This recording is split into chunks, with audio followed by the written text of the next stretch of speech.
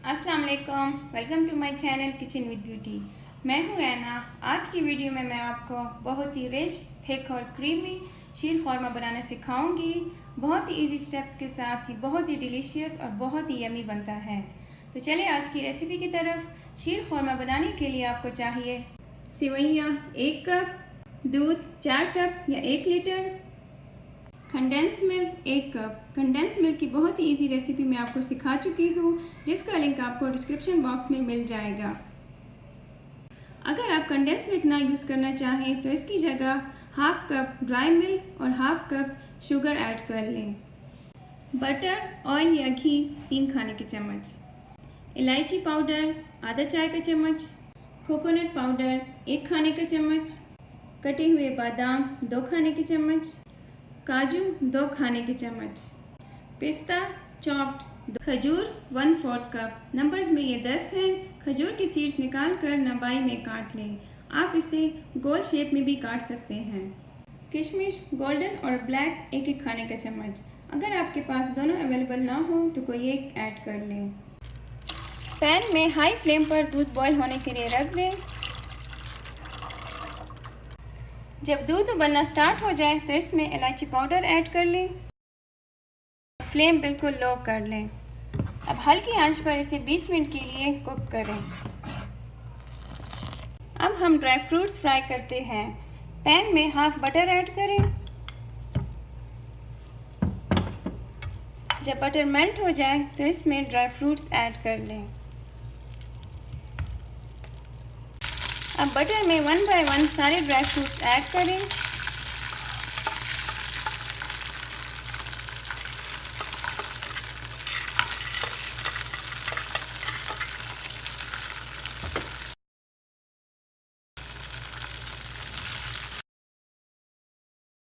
और इसे low flame पर फ्राई करें। स्पून आपने कॉन्स्टेंटली चलाना है ताकि ड्राई फ्रूट्स जल ना जाएं। अगर ये ओवर फ्राई हो गए तो इससे आपका स्वीट डिश ख़राब हो जाएगा। ड्राई फ्रूट्स को मैंने लो फ्लेम पर 4 मिनट के लिए फ्राई कर लिया है। अब हम इसे निकालते हैं। सेम पैन में रिमेनिंग बटर ऐड करें और लो फ्लेम पर ही इसमें सेवइयाँ फ्राई कर लें।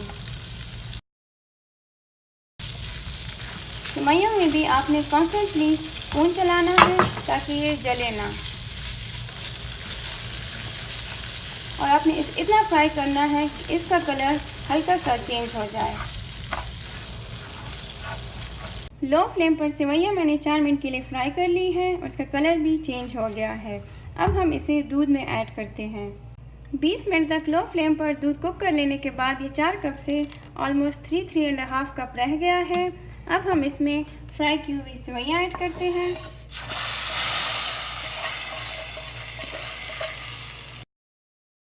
और साथ ही इसमें ड्राई फ्रूट्स भी ऐड कर लें।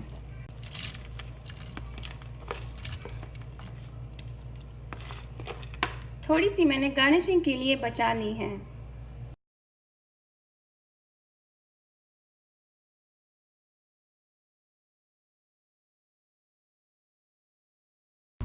दस मिनट तक मीडियम फ्लेम पर कुक कर लेने के बाद ड्राई फ्रूट्स और सेवइयाँ कम्प्लीटली कुक हो चुकी हैं और इसकी कंसिस्टेंसी बहुत रिच और थिक क्रीमी हो चुकी है।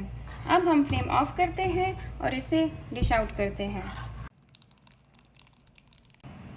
अब इसे रोस्ट किए हुए ड्राई फ्रूट्स के साथ गार्निश करें।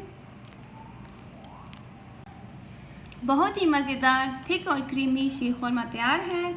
आप इसे रमज़ान के अलावा ईद में ज़रूर ट्राई करें और मुझे यकीन है ये आपको बहुत ही ज़्यादा पसंद आएगा। अगर आपको मेरी आज की रेसिपी अच्छी लगे तो इसे लाइक और शेयर करें और मेरी मज़ीद वीडियोस को देखने के लिए मेरे चैनल किचन विद ब्यूटी को सब्सक्राइब करें। Thank you.